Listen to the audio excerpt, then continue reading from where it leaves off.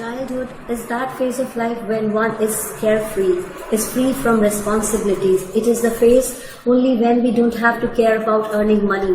We don't have to take care of our possessions. But as we grow up and adulthood takes over, we come face to face with the realities, the harsh realities of our life. We lose dear ones and we lose things that we keep close to our heart. The Ball poem is by John Berryman. He has beautifully described the feeling of a boy who has lost his ball. He gave the lesson which is full of wisdom through the loss. That is, everyone must learn how to bear the pain associated with loss. I believe as long as there is life, everyone confronts loss. So what do we need to learn? We need to learn the way to bear the loss. We need to develop the ability to understand the difficult situations.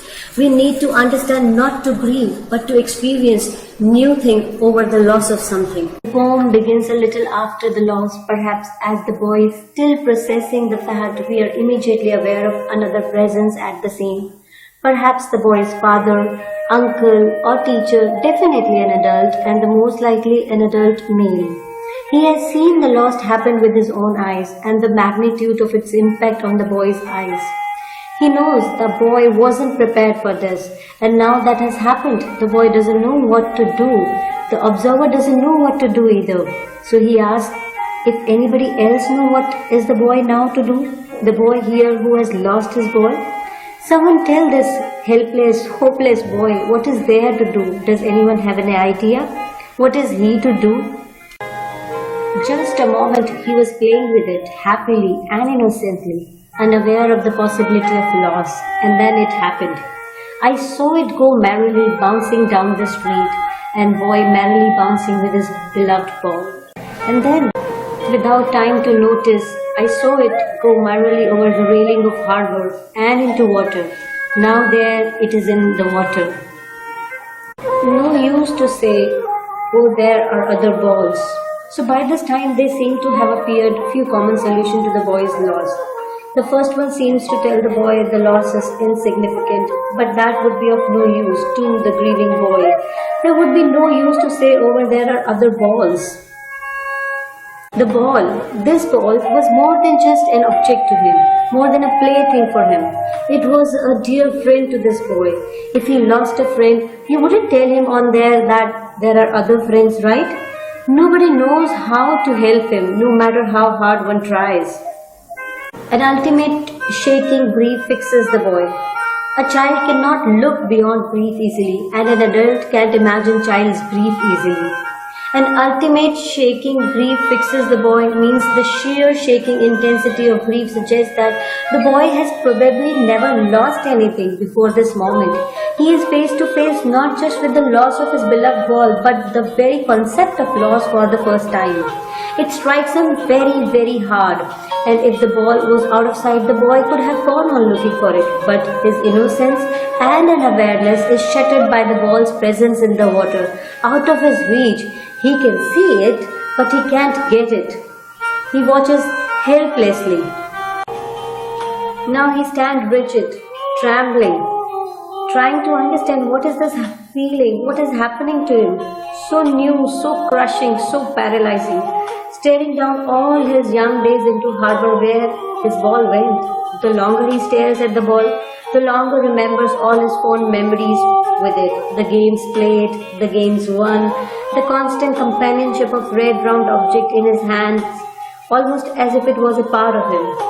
Now so far away, no more his, now lost to him, gone away from him. Why? Why did this happen to him? What did he do to deserve this? Has he been a bad boy? Is this punishment from above? He can't remember, he can't understand. He's been taught good things happen to good people and bad things happen to bad people. Then why this?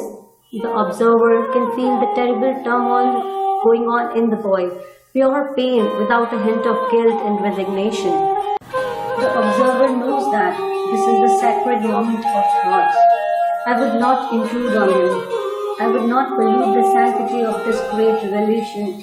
No, don't say it was just a ball. We can get it more. A child's attachment doesn't see price tags or expiry date. A dime, another ball is worthless. Something's worth is not the same as its price. Price is calculated, worth is earned and self-assigned. Now he senses his first responsibility. That is a strange word here for a little boy. Responsibility is the need or the duty to deal with something or someone. The weight of his grief has told him about the possibility and the inevitability of grief. There will always be grief in a world of possessions, in a world where things are owned, people are owned, even ideas are owned. A world of possession implies a world of control, of rules and ownership. A world where people claim the rights to own things and fight to control things, fight to rule things. In such a world, people will take balls, people will take away your beloved things. Concrete or abstract. Sometimes an object, sometimes a person, sometimes an idea. And such things will go away by themselves, one or the other way.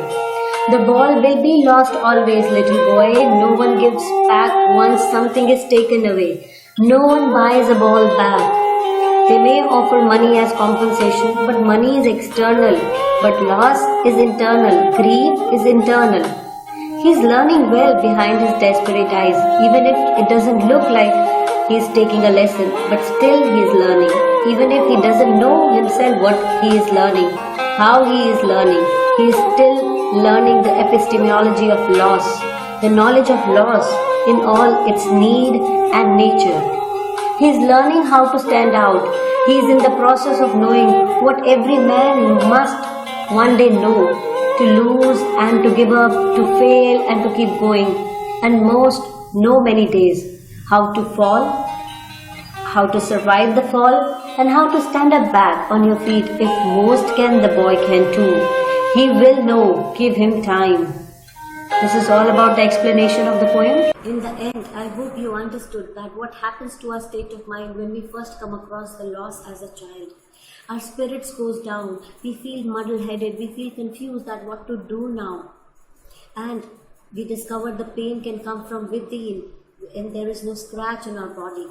Then slowly, as we grow up, we understand the epistemology of loss, the knowledge about loss, its nature, its advantages, its disadvantages. And with this epistemology of loss, or the knowledge about loss, our spirit starts rising up, because we understand that we need to fortify our hurt against such losses. This knowledge empowers us to keep going on, to keep acting, keep standing up again. This knowledge helps us to develop the habit of distancing and detachment from persons, people and things. And there is a great relief and solace in the knowledge of the fact that loss is inevitable, but recovery is possible. So thank you very much. That's all for today. Happy studies.